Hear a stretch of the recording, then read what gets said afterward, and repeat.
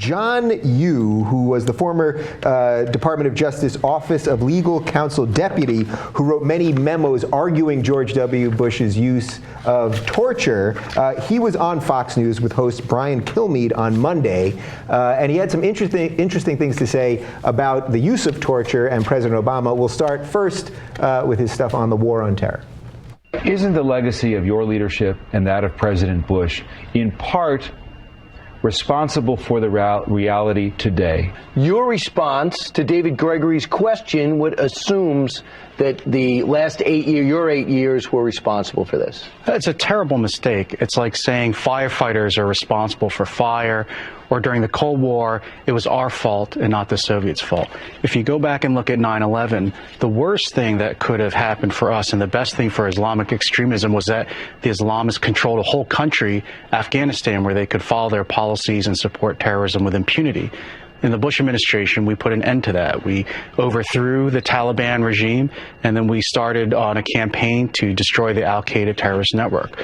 I worry that this administration has let its foot off the gas pedal in the war on terrorism and is actually allowing al-Qaeda to rebound. Okay, so the first clip there obviously was David Gregory on Meet the Press, and that's what they were referencing in the Fox News clip.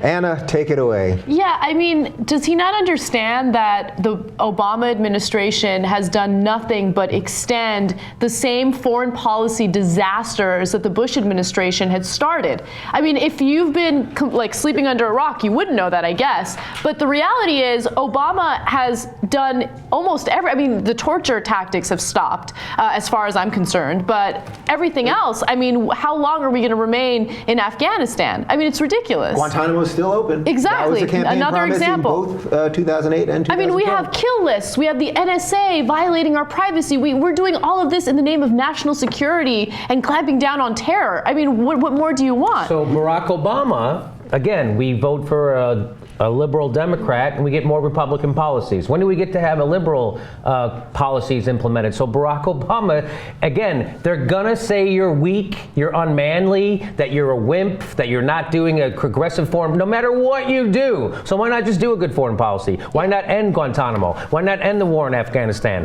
Why not do those things that everybody knows you ought to be doing instead of going along with the military-industrial complex? I forgot you're a fucking tool of them. All right, well, Desi, before I let you jump in, so that basically was the next question that Brian Kilmeade asked John Yoo.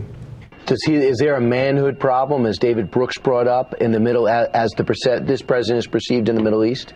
I don't know if it's manhood or not, but this president is turning out to pursue a very passive foreign policy. And what worries me, in the case I make in my book, is that American withdrawal from the world is going to have terrible costs on the world and on the United States, and that this effort to pull the United States back from its role as securing regional and international security is going to harm the world that the United States has built for the last 60 years. Of course, nobody is talking about withdrawing from the world. You know, he's bringing up a straw man to start with, you know, and he's, of course, ignoring his own participation in torture. You know, John Yoo is the one who wrote the torture memos that essentially made it legal for the CIA to use torture against detainees that were in Iraq, which he conveniently fails to mention. He only talks about Afghanistan there. He doesn't talk about the whole, I don't know, that whole war we had in Iraq. Remember? Yeah.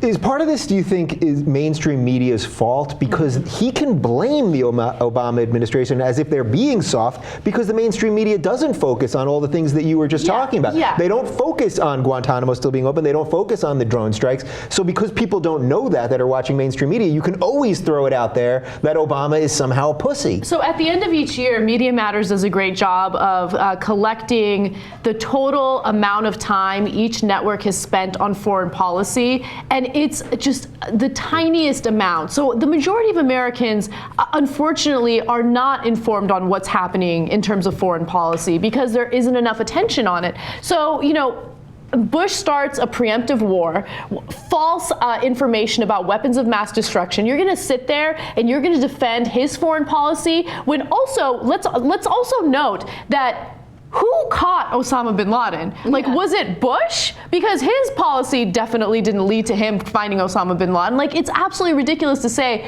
Obama has been passive and the Bush administration was great when it came to fighting terrorism. And what is about this sudden meme that's going around? I guess it's not really sudden, but it does seem like it came to a fore this weekend, as Obama has been in Asia on this diplomatic tour that he's been on. And I saw the video of Ed Henry. I think he's CNN now.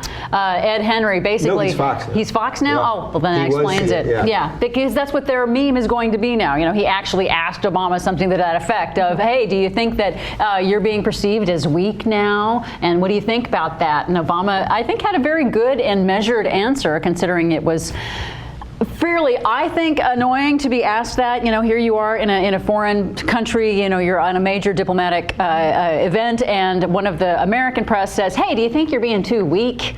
That pisses me off. But, he had a measured response to it, saying essentially that for all of these other people that are saying this, that he's weak, that, their first answer to everything is war. And that obviously hasn't worked out so well. So why are they still suggesting war? Have they learned nothing? Look at all the opportunities that Barack Obama has passed up to go to war, right? Iran, Syria, now the Ukraine. It's embarrassing. When is he going to start going to war? I mean, he hasn't started one goddamn war. But he wanted to go to Syria. He wanted to go to Syria, so we can't give him a pass on that one. He did go into Libya.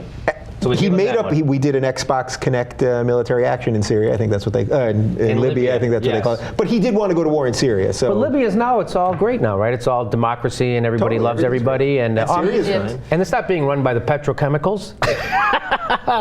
Anyway, the thing about it, you brought it up about Osama bin Laden. It's like, what we're going to take advice from the guys, who let 9/11 happen, the worst domestic terrorist attack in the history of our country. That was you. You do that. You didn't get a pass. They don't get a pass for that one, right? Yeah. Although everybody gives them a pass for that one. They get a pass for that one. And, listening to John Yoo tell us about foreign policy, criticize, wag his finger at Barack Obama.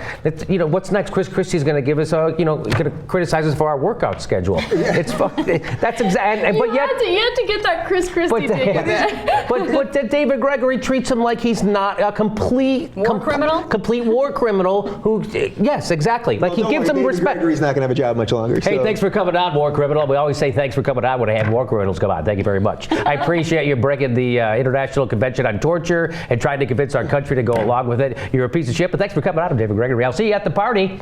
Is it part of the genius of Republicans why they're better politicians in a way than Democrats, that they can drag us so far this way that the only thing Obama could honestly say is, guys, I'm doing what you want. I'm doing drone strike. Like, I'm doing all that stuff. But he knows he can't come out and say that because that would make him look like a fraud. Well, look, I think the reality is, regardless of what a politician genuinely feels about going to war, think about what it'll do to our economy if we're not in a constant war. I mean, think about the number of companies that make so much money off of us invading other countries. Yeah. So I don't even know what the genuine feelings are of Obama. I don't know what the genuine feelings are of the Democratic Party when it comes to this issue, because there are corporate interests at play. And it always goes back to the same issue, and it almost has become a cliche on this show, but it's money in politics. It corrupts every single aspect of society, every single decision politicians make, whether it's domestic policy or foreign policy.